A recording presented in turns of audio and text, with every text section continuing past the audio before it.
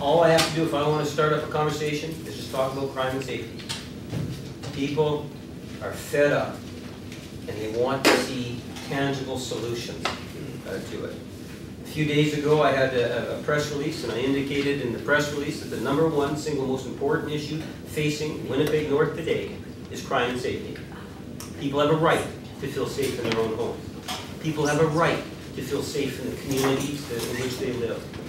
It saddens me when we don't see that level of comfort, because I like to see myself as a North Ender, and I believe that I can make a difference. You make a difference by engaging people.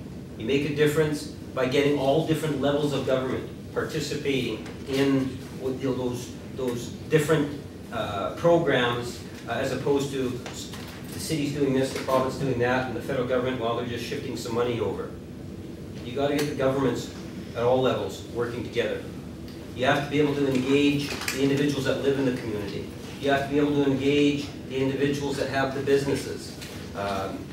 People, the stakeholders need to come together. You know, talk is cheap. People said to me, you know, that oh, Kevin, all politicians are talking about crime and safety. When I made the decision to run for Member of Parliament, you know, I'm entitled to an MLA pension. And I've indicated that my MLA pension is going to go towards fighting crime in our neighborhoods. It's going to go towards getting our youth into some sort of program. Now, that won't resolve it, the issue, but it's to make a statement. I believe at the end of the day that it's going to take a lot of people. It's going to take the stakeholders coming to the table, sitting down and trying to come up with ideas. What are we going to have to do in order to stop that downward spiral? That's the first thing. And then we have to somehow start restoring that sense of pride.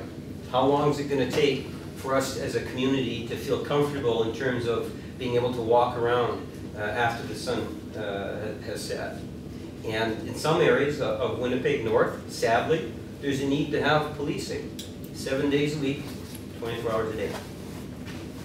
In some situations, we have to ensure that there's a consequence to a crime.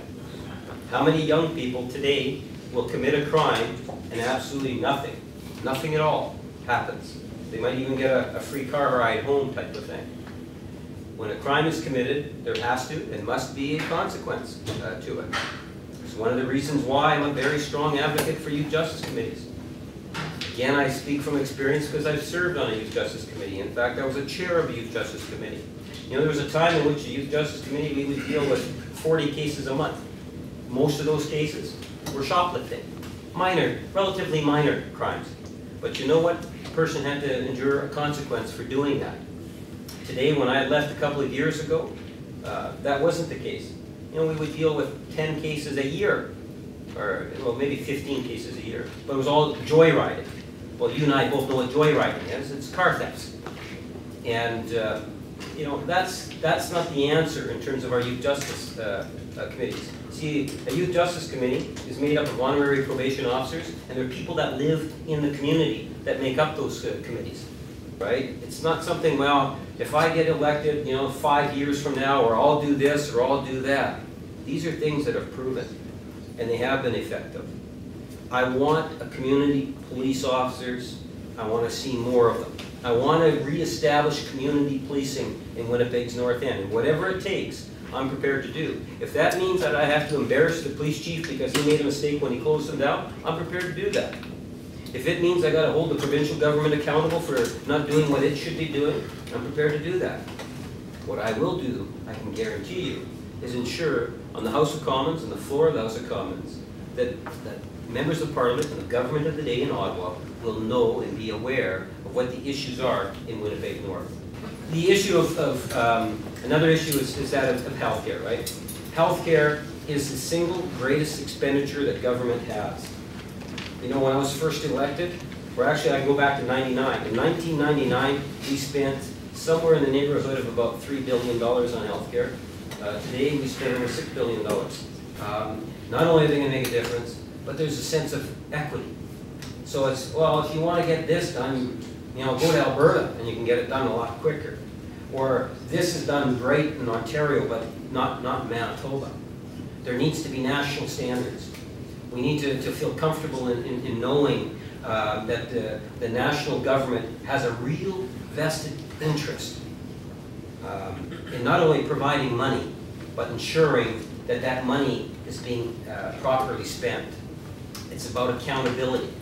And today, there's very, very little accountability on healthcare. The other issue, I started talking about the housing co-ops.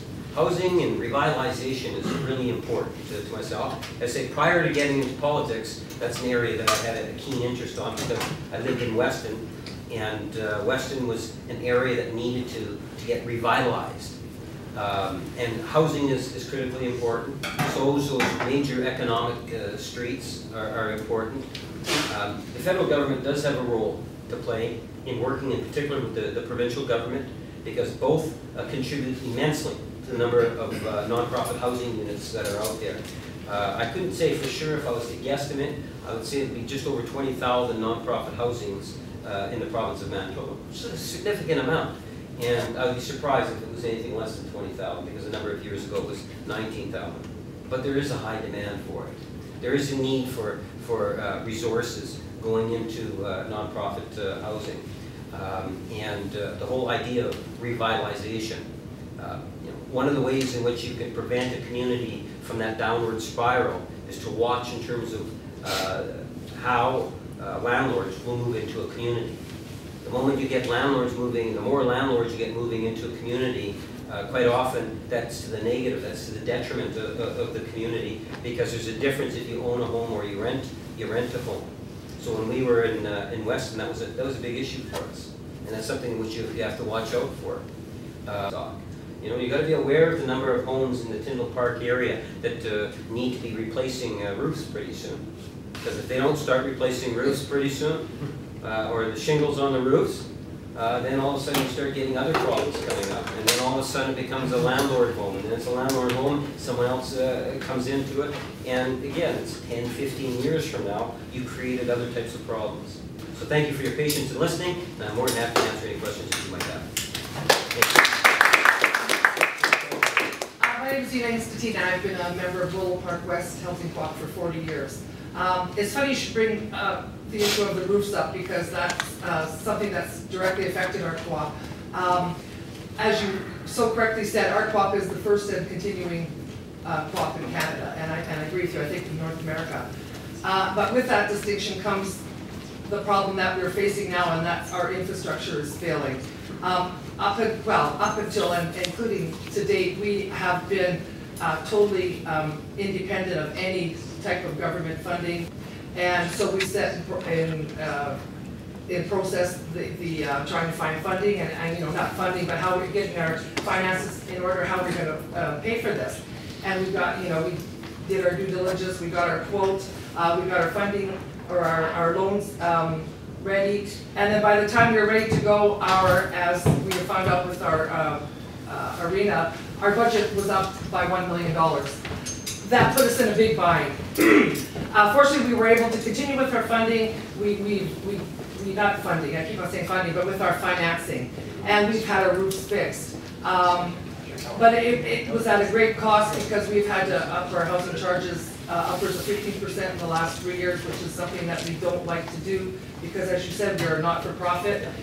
We have very few employees, just our maintenance in our office. We are run by a volunteer board of directors.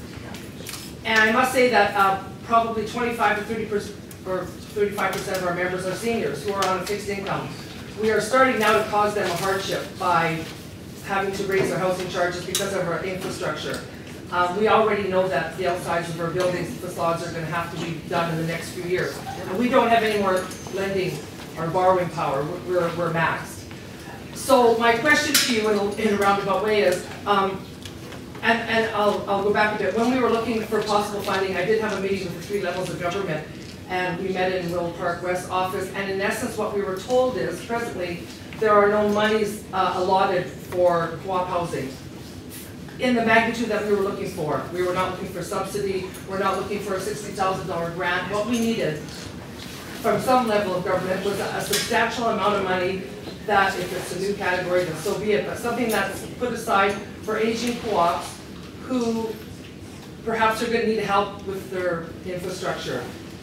If it has to be in the form of a loan, but in some sort of a forgivable loan or something. And what I was told was there's no money earmarked for co-ops. So my question to you is, if you get to Ottawa, can you look at earmarking some amount of money for aging co-ops? Because as you said, we are the oldest. It's going to start with us, but the other co-ops that are getting older are going to face the same sort of huge outlays of money that keeping the standards that we have now, we won't be able to do. Yeah.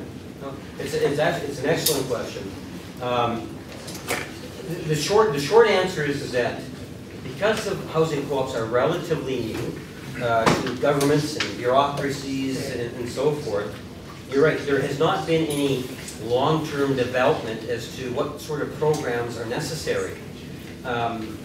Whether it's the politicians or the bureaucrats, unless you really understand the concept of co-ops and the benefits of the co-ops, how do you justify allocating public money over to a co-op? Is the thing that they'll have a tough time with, right? You see, a co-op, a lot of people that live in co-ops are in there because of the cost of living. So what would be the alternative if they weren't in there? In some cases, not all cases, just in some cases, there would be more dependency on shelter allowance programs. There would be more dependency on other forms of nonprofit housing, in which government subsidizes. In some cases, 100%. In other cases, 30%. Okay. Housing co-ops are completely overlooked. And it's because they don't necessarily understand, or they're not prepared to make them a higher priority. Right? So the simple answer is that it's important, it's imperative that governments look at housing co-ops as that unique creature that it is, and provide the funding on major capital infrastructure. If they don't do that, I suspect that over the time, a lot of these co-ops will disappear. And that is something in which is very real. You're experiencing it today because you're the oldest co-op. That's right. Right? And it's gonna filter down. That's right, and it'll happen to the United Housing Co-ops and others. So you're setting the stage, and what would I do?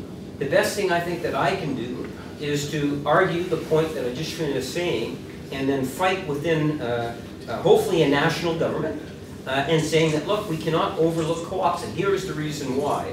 And we can, you know what? If we can spend $100+ million in nonprofit housing, and we can't allocate any of that out for housing co-ops, there's something wrong. That's my point exactly. Right? We're spending tens of millions of dollars on nonprofit housing, but for some reason we've put housing co-ops off to the side, and that's wrong. So it's an educational thing, and I will do my very best at making sure that co-ops are brought into the circle. Awesome. That's what I want to hear.